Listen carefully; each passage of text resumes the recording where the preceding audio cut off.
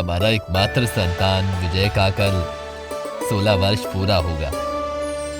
सोच रहा था कल ही राजकुमार का राज्य अभिषेक का बात मैं सबको बता दूंगा। ये तो बहुत अच्छी बात है। फिर तो अभी से सारा आयोजन करना होगा। हाँ, लेकिन जिस कारण राजकुमार को इस राजमहल से बाहर नहीं जाने दिया जाता, वो कारण मुझे सोचने पर मजबूर कर रहा है रानी। देखिए, हमने कभी किसी का गलत नहीं किया है। देखिएगा, हमारे साथ भी कभी कुछ बुरा नहीं होगा। भगवान की कृपा से सब कुछ अच्छा होगा। विजय ने कभी भी इस महल से बाहर कदम नहीं रखा है। क्या वो राज्य के काम को अच्छे से कर पाएगा क्या? तो क्या हुआ महाराज, आपने तो हमारे बेटे को अच्छी शिक्षा दी है। आप देखना, हमारा बेटा इस राज्य में महाराज के स्वरूप में अपना नाम जरूर रोशन करेगा। मुझे भी इस बात का बहुत डर लगा रहता है। शायद तुम सही कह रही हो रानी, लेकिन पिता हूँ ना, इसलिए हर वक्त एक डर और भय से मैं अपना जीवन बिता रहा हूँ। पता नहीं भगवान और कब तक ऐसे मुझे कष्ट देंगे। जब भी आंख बंद करता हूँ तो मेरे सामने वो सब चला आता है, जो देखकर मेरा पूरा शरीर डर से कांपने लग जाता है। लेकिन देखना, सब ठीक हो जाएगा। कुछ ना कुछ रास्ता जरूर निकलेगा। हाँ, वही हो तो अच्छा रानी। सुनो सुनो सुनो, कल हमारे युवराज का राज्य अभिषेक है। उसके लिए तैयारी चल रहा है, इसीलिए कल सभी को राज दरबार में उपस्थित रहने के लिए आमंत्रण दिया जा रहा है। सब ठीक सुबह के 10 बजे राज दरबार में पहुंच जाइएगा। सुनो सुनो सुनो सुनो सुनो सुनो।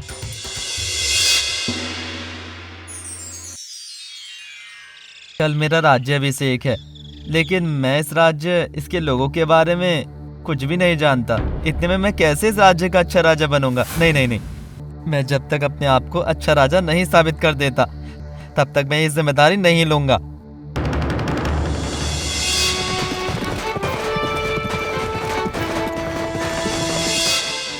जिसका डर था वही हुआ रानी। भगवान ने मेरा इतना बड़ा नुकसान किया, मैंने कभी सोचा ही नहीं था। हे भगवान, ये मेरा क्या हुआ?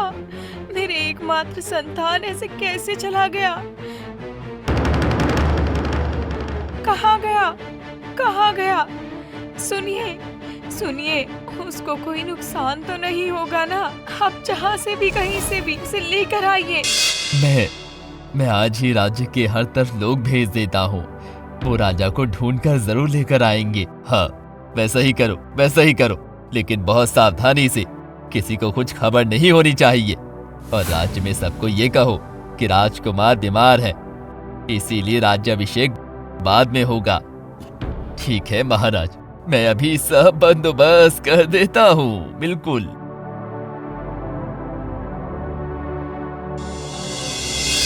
महाराज के आदेश के अनुसार पूरे राज्यवासियों को ये सब कहा गया। सुनो सुनो सुनो, हमारे राजकुमार का तबीयत ठीक नहीं होने के कारण राज्याभिषेक करने का काम बंद कर दिया गया है। तबीयत ठीक होने के बाद ये सारे काम फिर से किए जाएंगे, ये आप लोगों को सूचित किया जाता है। सुनो सुनो सुनो।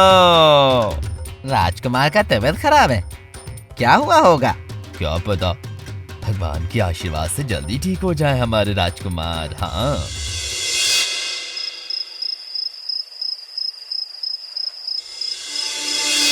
जब तक विजय को ढूंढकर ना लेकर आया जाएगा, तब तक मुझे सुकून नहीं मिलेगा रानी।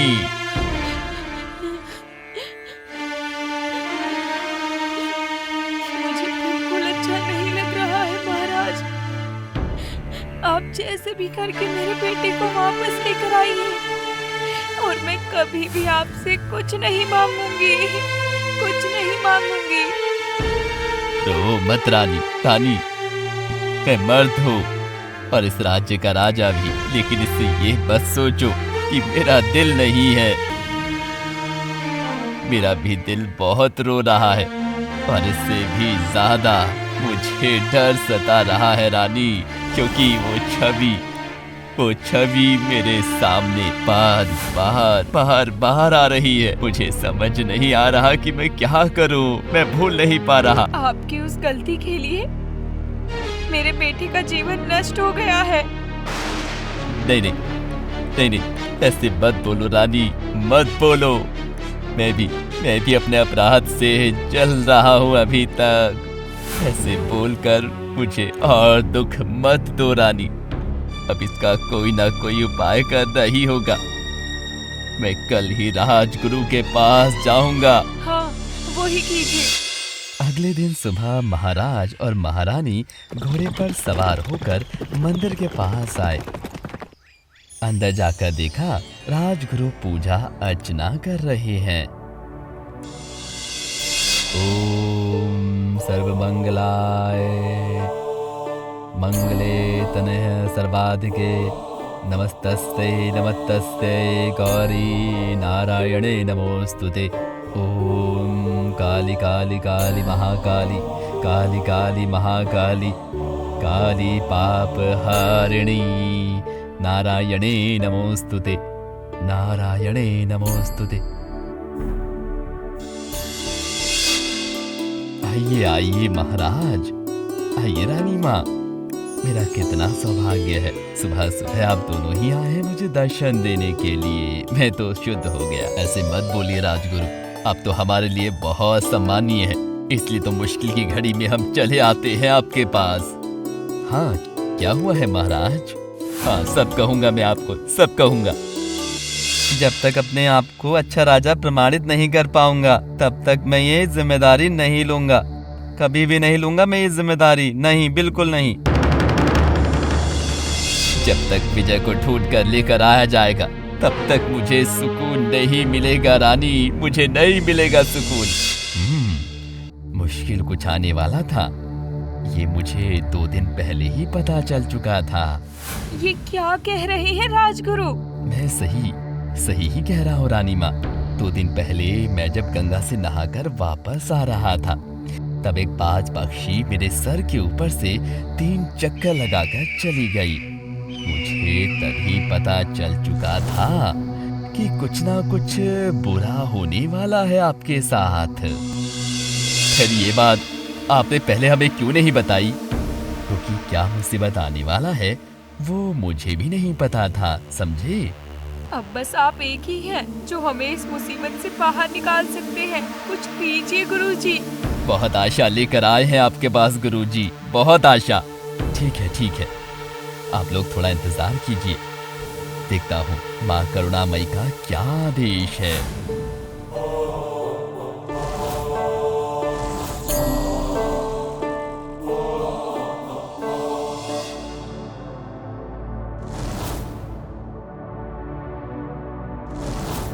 ये क्या?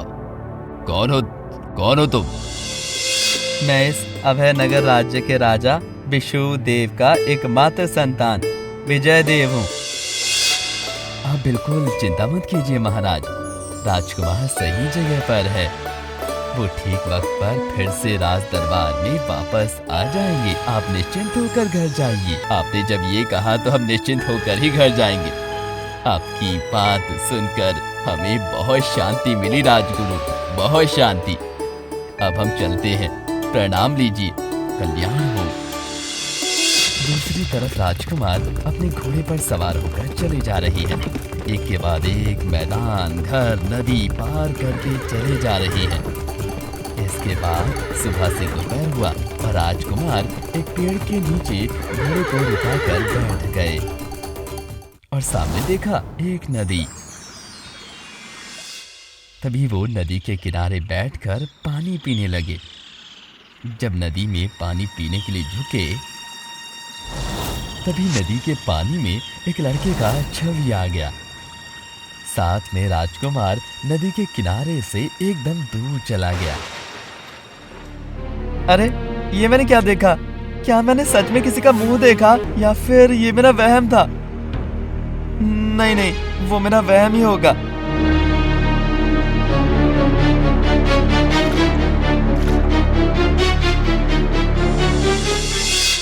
कितना सुंदर है ये धरती, यहाँ के इंसान, पशु पक्षी, पेड़ पौधे, नदी, सब कितना सुंदर है। लेकिन फिर भी मैं इन सबसे दूर था। पता नहीं क्यों पिता ने मुझे राजदरबार में ही बंद करके रखा था। लेकिन अब जब मैं बाहर आ गया हूँ तो धरती का मिट्टी, जल, जंगल सब देखकर ही घर जाऊंगा। बहुत थक गया हूँ, जाता हूँ उस पेड़ के नीचे थोड़ा देर आराम कर लेता हूँ।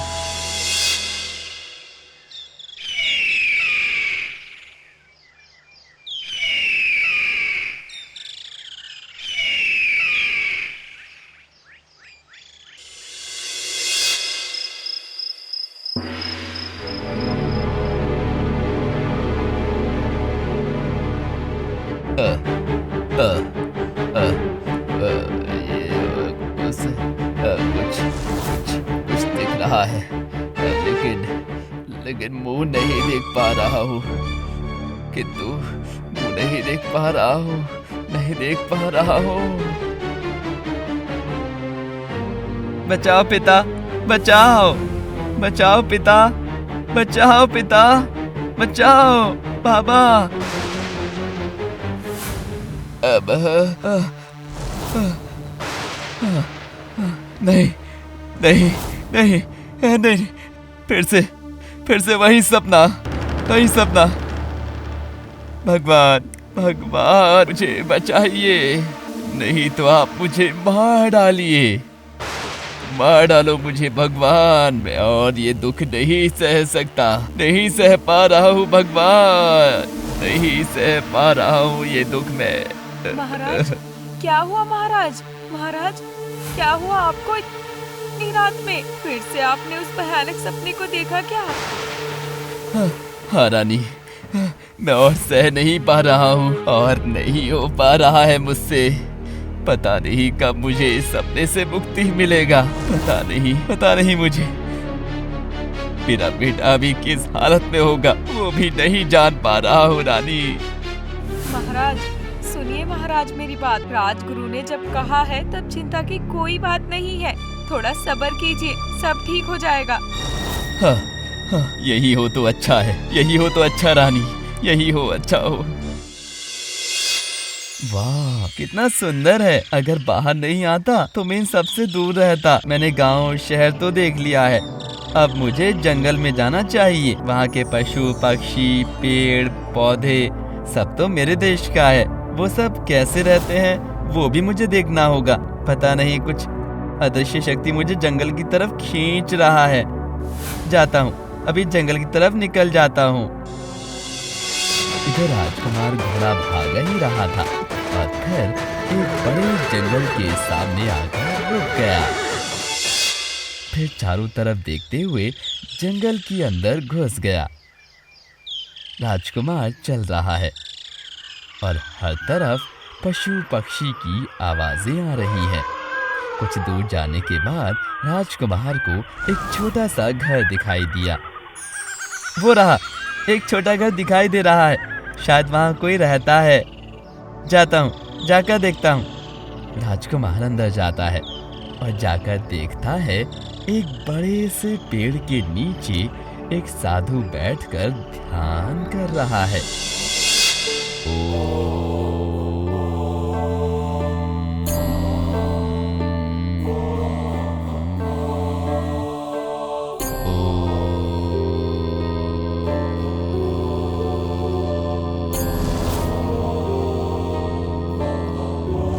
राजकुमार अचानक देखता है साधु के पास एक जहरीला बिच्छू जा रहा है।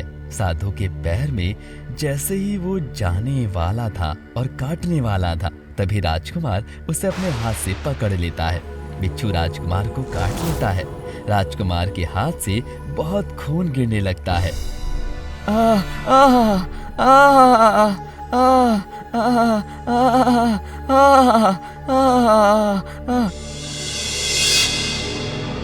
बेटा बेटा कहाँ गया? बेटा तू कहाँ गया? महाराज क्या हुआ रानी, क्या हुआ? पता नहीं, एक सपना देखा। शायद मेरा बेटा, मेरा एकमात्र बेटा किसी मुसीबत में है। नहीं नहीं, हमारे सर के ऊपर कोई है, वो सब कुछ देख रहा है रानी। चिंता मत करो रानी, चिंता मत करो। मैं हर समय उनसे दुआ मांग रहा हूँ, तुम भी वही करो। देखना, वो जरूर हमारी मदद करेंगे, जरूर करेंगे हमारी मदद।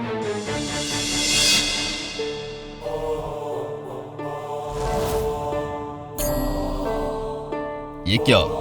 कौन हो तुम? ये क्या? इतना खून!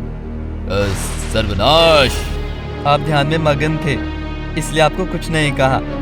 एक बिच्छू के काटने से ही ये खून निकला है। वो बिच्छू आपके पास जा रहा था, मैंने उसे अपने हाथ में लेकर हटाया, तभी उसने मुझे काट लिया। ये दर्द कोई साधारण इंसान सहन नहीं कर सकता। तुम जरूर किसी उच्च वंश की संतान हो। कौन हो तुम? कौन हो तुम? बोलो। मैं इस अभय नगर राज्य के राजा विशुदेव की एकमात्र संतान विजय देव हूँ। क्या? विशुदेव का एकमात्र संतान? नहीं, ये नहीं हो सकता। क्या नहीं हो सकता? क्या हुआ साधु बाबा? क्या मैंने कुछ गलती किया है? आप कहिए मुझे, मैं सजा भुगतने के लिए तैयार हूँ। गलती तुमने नहीं, बल्कि तुम्हारे पिता ने किया था, महाराज विशुदेव ने। पिता ने गलती किया था? कैसी गलती? बहुत दिन पहले की बात है।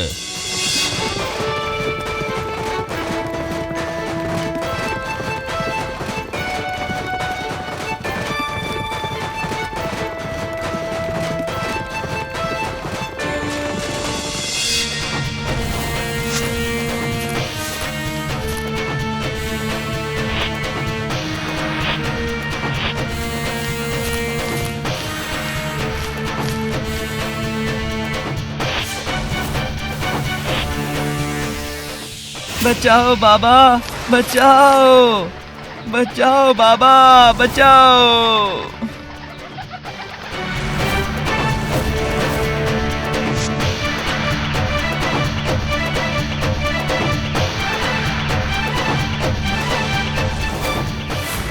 ये आपने क्या किया महाराज?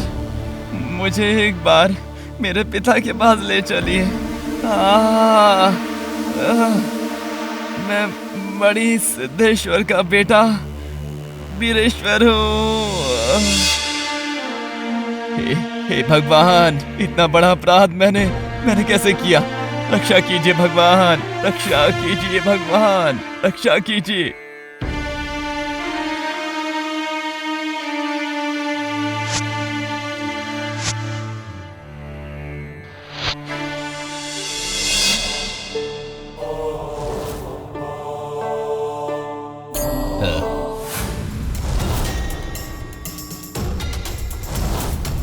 ये क्या? ये क्या? ओह, तुम महाराज विशुदेव हो? तो सुनो, तुमने जैसे मुझे मेरे बेटे का मृत्यु दुख दिया, तो तुम्हारा पुत्र भी 16 साल की उम्र में मर जाएगा। जब एक बाज पक्षी तुम्हारे बेटे के सर के ऊपर से 3 बार चक्कर लगाएगा, तब समझ जाना तुम्हारे बेटे का मृत्यु अनिवार्य है। उस दिन गुस्से में मैंने तुम्हारे पिता को अभिशाप दिया था, लेकिन आज तुमने ही मेरा प्राण बचाया। अब और तुम्हें तुम्हारे पिता का गलती का सजा भुगतना नहीं पड़ेगा बेटा। जाओ जाओ, मैंने तुम्हें अपने श्राप से मुक्त किया। जाओ, ये श्राप मैं अपने सर ले लूंगा। तुम जाकर अपने पिता से कहो कि वो तुम्हें लेकर और चिंता बिल्कुल भी ना करें, समझे? बिल्कुल ना करें। मुझे आशीर्वाद दीजिए महाराज, ताकि मैं अच्छे रास्ते पर चलकर अपनी सारी प्रजा की समान रूप से भलाई कर पाऊं। आशीर्वाद करता हूं कि तुम इस राज्य के सबसे शक्तिशाली राजा बनो। तुम्हारे जैसे वीर कर्मठ राजा का इस देश को बहुत ज्यादा जरूरत है बेटा। जाओ जाओ, खुद के राज्य में वापस जाकर राजकार्य में मन लगाओ। जाओ।